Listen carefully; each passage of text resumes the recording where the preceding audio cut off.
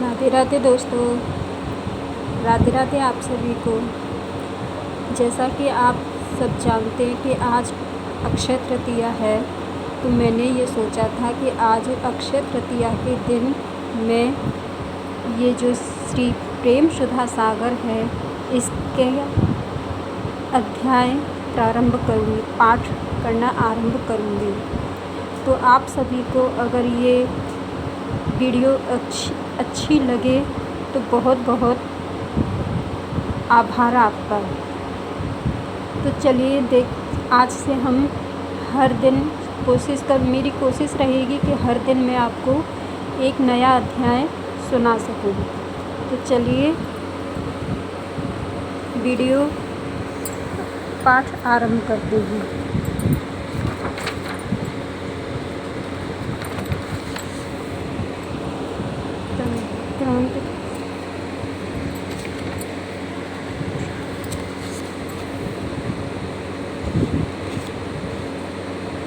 बोलिए अपने सदगुरुदेव भगवान की जय। बोलिए भागवत भगवान की जय। बोलो राधा रानी की जय। ओम नमो भगवते वासुदेवाय। श्री प्रेम सुधा सागर दसम।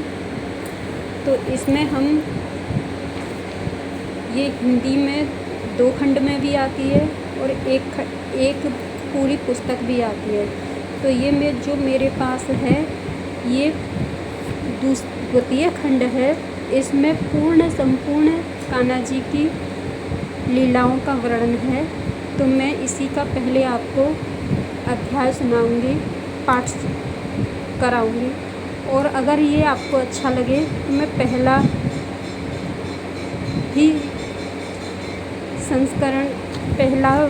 जो खंड है, प्रथम खंड है, उसको भी सुनाऊंगी।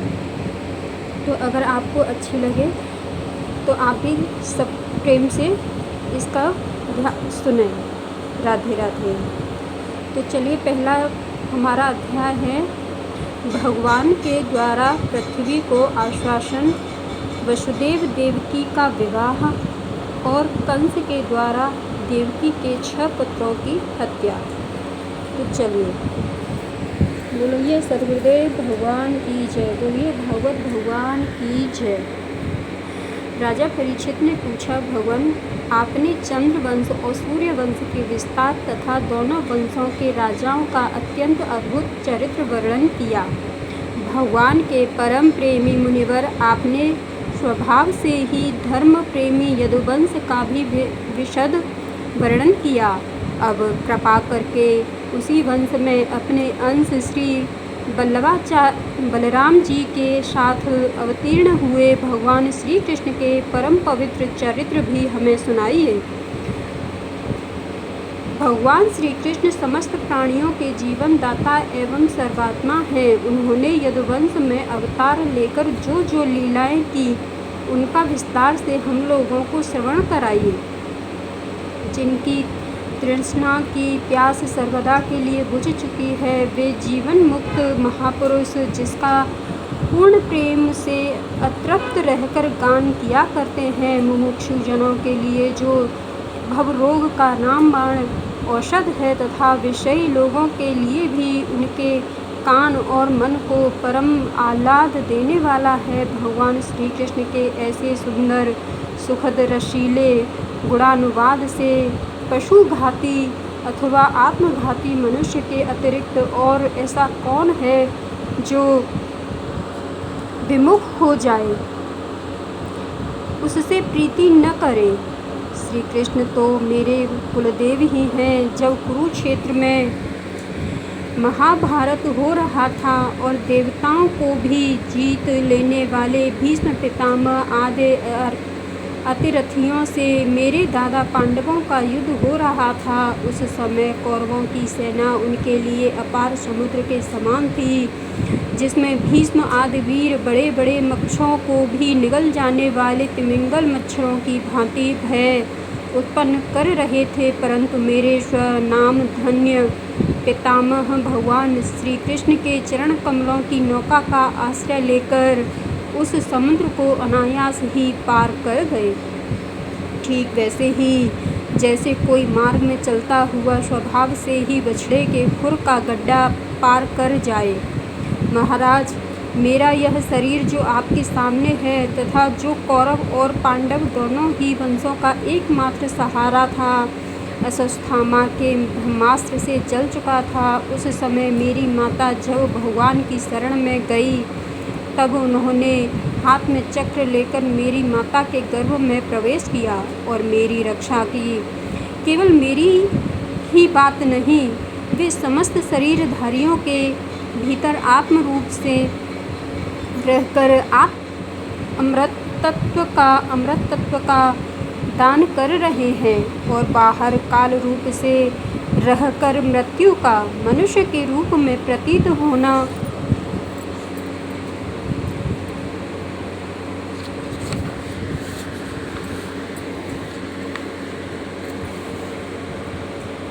यह तो उनकी एक लीला है। आप उन्हीं ऐश्वर्य और माधुर्य से परिपूर्ण लीलाओं का वर्णन कीजिए। यहाँ पर परीक्षित जी सुखदेव जी से प्रश्न कर रहे हैं। भगवान, आपने अभी बतलाया था कि बलराम जी रोहिणी के पुत्र थे। इसके बाद देवकी के पुत्रों में भी आपने उनकी गणना की। दूसरा शरीर धारण किए बिना दो माताओं का पुत्र होना कैसे संभव है?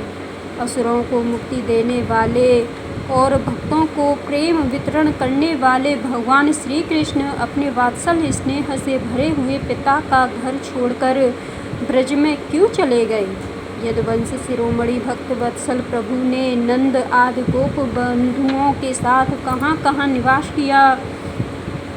ब्रह्मा और शंकर का भी शासन करने वाले प्रभु ने ब्रज में तथा मधुपुरी में रहकर कौन कौन सी लीलाएं की? और महाराज, उन्होंने अपनी माँ के भाई अपने मामा कंस को अपने हाथों क्यों मार डाला? वह मामा होने का कारण उनके द्वारा मारे जाने योग्य तो नहीं था। मनुष्याकार सच्चिदानंदमय विग्रह प्रकट करके द्वारकापुरी में यदुवंशियों के साथ उन्होंने कितने वर्षों तक निवास किया और उन सर्वशक्तिमान प्रभु की पत्नियां कितनी थीं? मैंने श्री कृष्ण की जितनी लीलाएं पूछी हैं और जो नहीं पूछी हैं वे सब आप मुझे विस्तार से सुनाइए, क्योंकि आप सब कुछ जानते हैं और मैं बड़ी श्रद्धा के साथ उसे सुनना चाहता हूँ।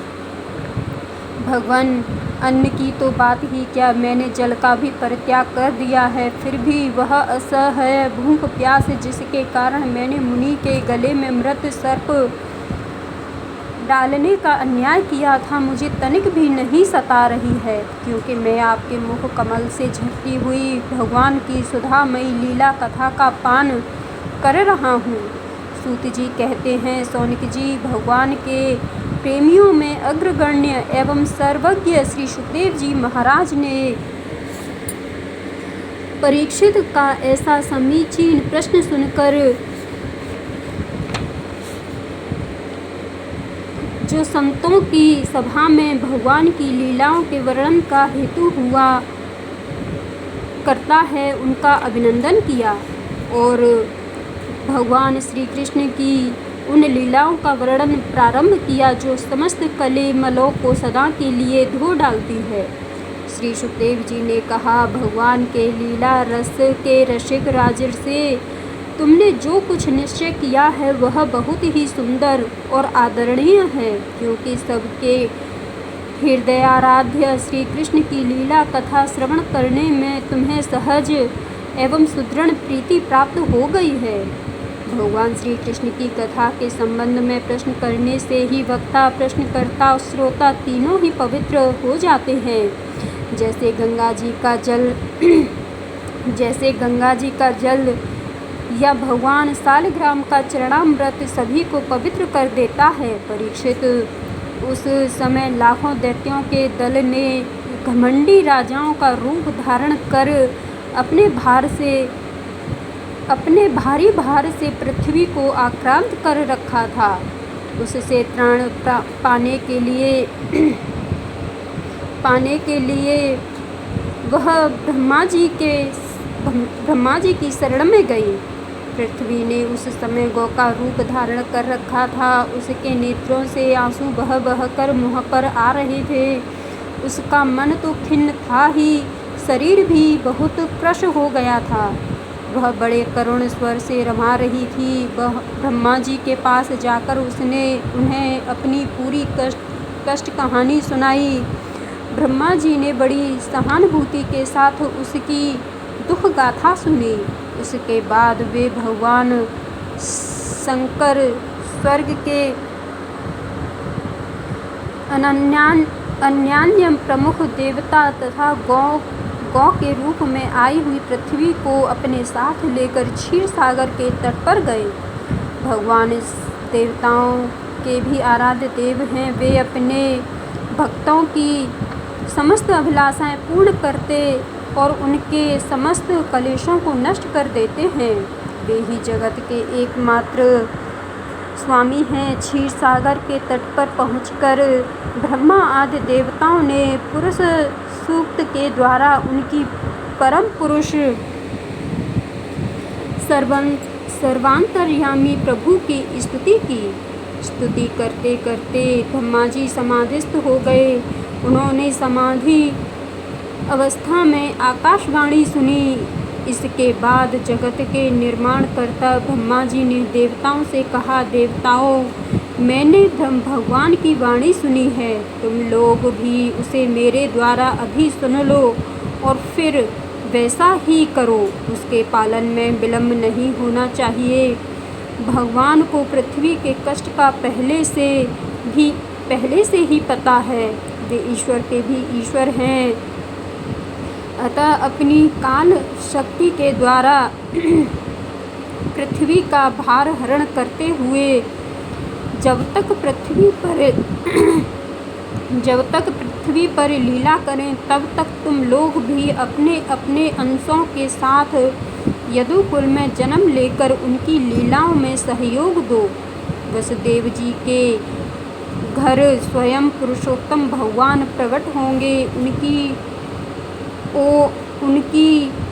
उनकी प्रियतमा श्री राधा की सेवा के लिए देवांगनाएं जन्म ग्रहण करें।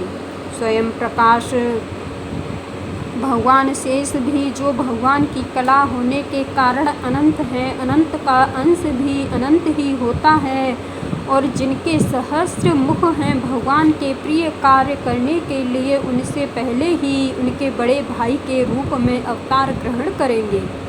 भगवान की वह ऐश्वर्यशालिनी योग माया भी, जिसने सारे जगत को मोहित कर रखा है, उनकी आज्ञा से उनकी लीला के कार्य संपन्न करने के लिए अंश रूप से अवतार ग्रहण करेंगी।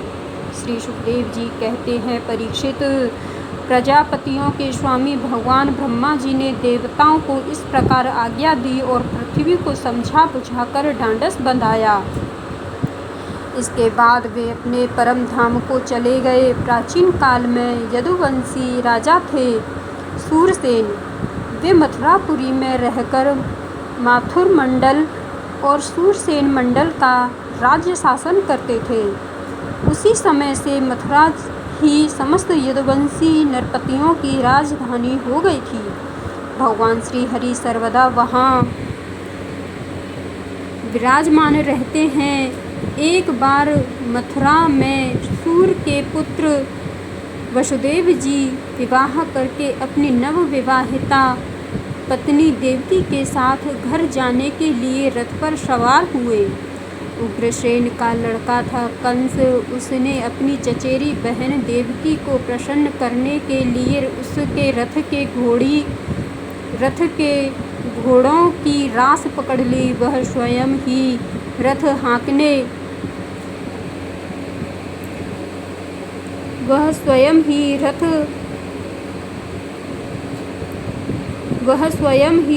हाँकने लगा। यद्यपि उसके साथ करोड़ों से सोने के बने हुए रथ चल रहे थे।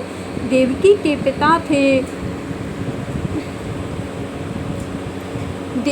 पिता थे देवक। अपनी पुत्री पर उनका बड़ा प्रेम था। कन्या को विदा करते समय उन्होंने उसे सोने के हारों से अलंकृत 400 हाथी, 15,000 घोड़े, 1800 रथ तथा सुंदर सुंदर वस्त्राभूषणों से विभूषित 200 सुकुमारी दासियां दहेज में दी। विदाई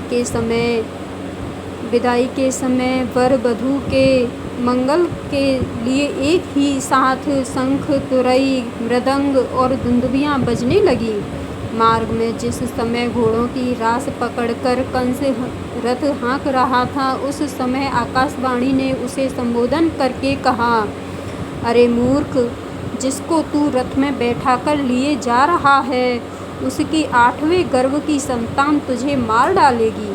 कंस बड़ा पापी था, उसकी दुष्टता की सीमा नहीं थी, वह भोजवंश का कलंक ही था। आकाशवाणी सुनते ही उसने तलवार खींच ली और अपनी बहन की चोटी पकड़कर उसे मारने के लिए तैयार हो गया। वह अत्यंत क्रूर तो था ही, पाप कर्म करते करते निर्लज्ज भी हो गया था। उसका यह काम देखकर महात्मा वसुदेव जी उसको शांत करते हुए बोले। वसुदेव जी ने कहा, राजकुमार, आप भोजवंश के होनहार वंशधर तथा अपने कुल की कीर्ति बढ़ाने वाले हैं। बड़े बड़े सूरवीर आपके गुणों की सराहना करते हैं। इधर यह एक तो स्त्री, दूसरे आपकी बहन और तीसरे यह विवाह का शुभ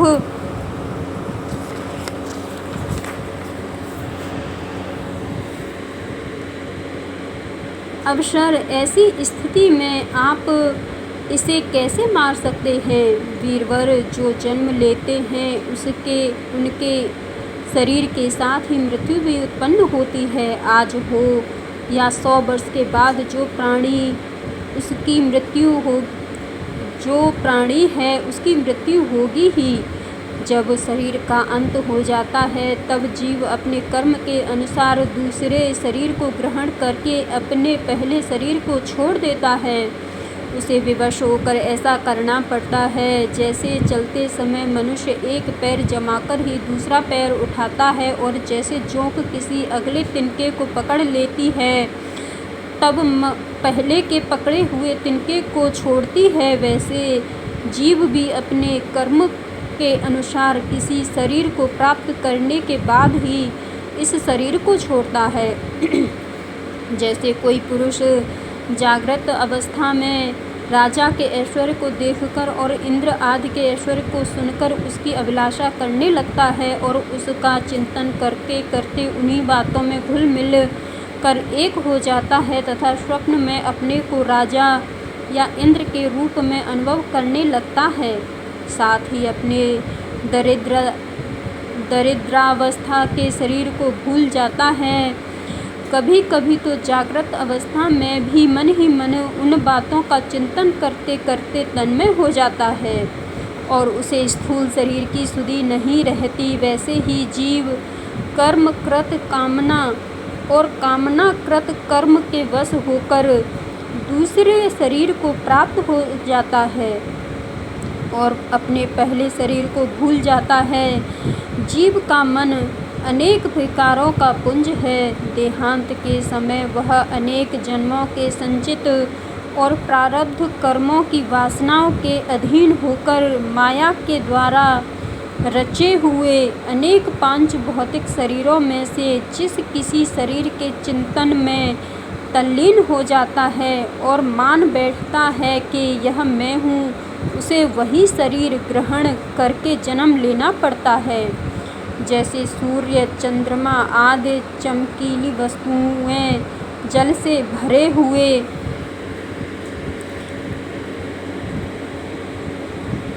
घड़ों में या तेल आदि तरल पदार्थों में प्रतिबिंबित होती हैं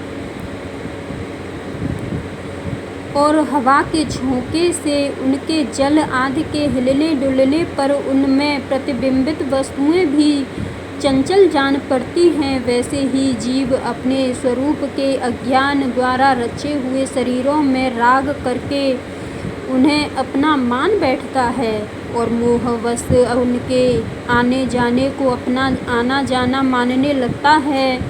इसीलिए जो अपना कल्याण चाहता है उसे किसी से द्रोह नहीं करना चाहिए, क्योंकि जीव कर्म के अधीन हो गया है और जो किसी से भी द्रोह करेगा उसकी इस जीवन में शत्रु से और जीवन के बाद परलोक से भयभीत होना ही पड़ेगा। कंस, यह आपकी छोटी बहन अभी बच्ची और बहुत दीन है, यह तो आपकी कन्या के समान है। इस पर अभी अभी इसका विवाह हुआ है, विवाह के मंगल चिन्ह भी इसके शरीर से नहीं उतरे हैं। ऐसी दशा में आप जैसे दीन वत्सल पुरुष को इस बेचारी का वध करना उचित नहीं है। श्री सुखदेव जी कहते हैं, परीक्षित, इस प्रकार वसुदेव जी ने प्रशंसा आदि साम नीति और भय आदि भेद नीति से कंस को बहुत समझाया, परंतु वह क्रूर तो राक्षसों का अनुयायी हो रहा था, इसीलिए उसने अपने घोर संकल्प को नहीं छोड़ा। वसुदेव जी ने कंस का विकट हट देखकर यह विचार किया कि किसी प्रकार यह समय तो टाल ही देना चाहिए। तब वे इस निश्चय पर पहुँचे, बुद्धिमान पुरुष को जहाँ तक उसकी बुद्धि और बल साथ दे मृत्यु को टालने का प्रयत्न करना चाहिए। प्रयत्न करने पर भी वह न टल सके तो फिर प्रयत्न करने वाले का कोई दोष नहीं रहता। इसीलिए इस मृत्यु रूप कंस को अपने पुत्र दे देने की प्रतिज्ञा करके मैं इस दीन देवकी को बचा लूँ। यदि मेरे लड़के होंगे और तब तक यह कंस स्वयं नहीं मर जाएगा तब क्या होगा? स्वयं नहीं मर जाएगा तब क्या होगा? संभव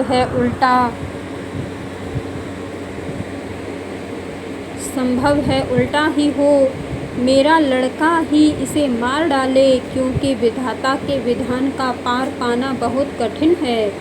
मृत्यु सामने आकर भी टल जाती है और टली हुई भी लौट आती है। जिस समय वन में आग लगती है उस समय कौन सी लकड़ी जले और कौन सी न जले, दूर की जल जाए और पास की बचे रहे, इन सब बातों में अदृष्ट के सिवा और कोई कारण नहीं होता। वैसे ही किस प्राणी का कौन सा शरीर बना रहेगा और किस हेतु से कौन सा शरीर नष्ट हो जाएगा, इस बात का पता लगा लेना बहुत ही कठिन है। अपनी बुद्धि के अनुसार ऐसा निश्चय करके वसुदेव जी ने बहुत सम्मान के साथ पापी कंस की बड़ी प्रशंसा की। परीक्षित, कंस बड़ा क्रूर और निर्लज्ज था, अतः ऐसा करते समय वसुदेव जी के मन में बड़ी पीड़ा भी हो रही थी। फिर भी उन्होंने ऊपर से अपने मुख कमल को प्रफुल्लित करके हंसते हुए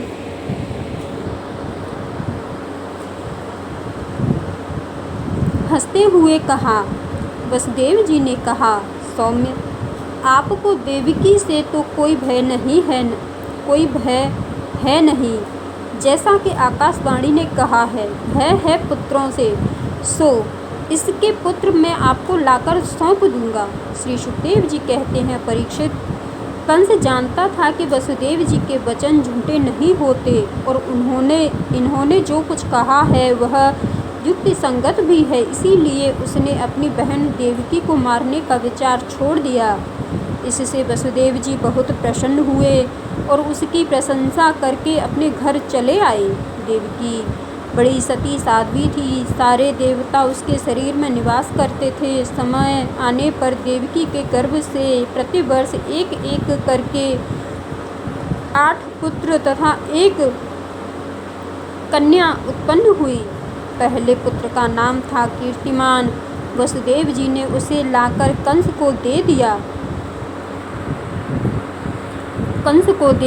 ऐसा करते समय उन्हें कष्ट तो अवश्य हुआ, परंतु उससे भी बड़ा कष्ट उन्हें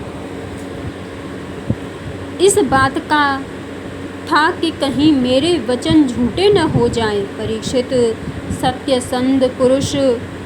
सत्यसंध पुरुष बड़े से बड़े कष्ट भी सह लेते हैं।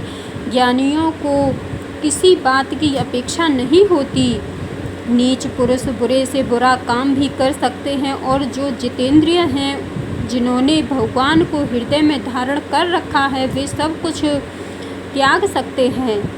जब कंस ने देखा कि वसुदेव जी का अपने पुत्र के जीवन और मृत्यु में समान भाव है एवं वे सत्य में पूर्ण निष्ठावान भी हैं, तब वह बहुत प्रसन्न हुआ और उनसे हंसकर बोला, वसुदेव जी, आप इस नन्हे से सुकुमार बालक को ले जाइए, इससे मुझे कोई भय नहीं है, क्योंकि आकाशवाणी ने तो ऐसा कहा था कि देवकी के 8वें गर्भ से उत्पन्न संतान के द्वारा मेरी मृत्यु होगी।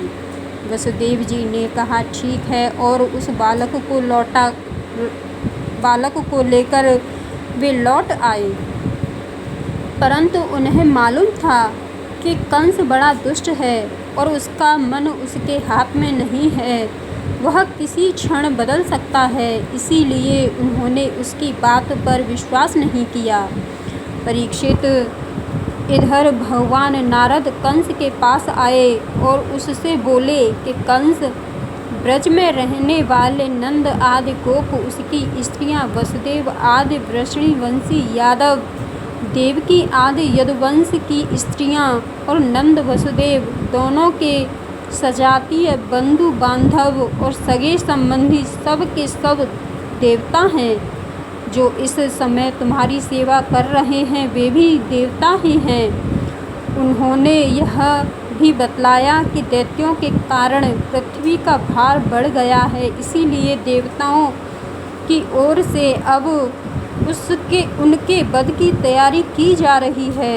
जब देवर्षि नारद इतना कह कर चले गए, तब कंस को यह निश्चय हो गया कि यदुवंशी देवता हैं और देवकी के गर्भ से विष्णु भगवान ही मुझे मारने के लिए पैदा होने वाले हैं, इसीलिए उसने देवकी और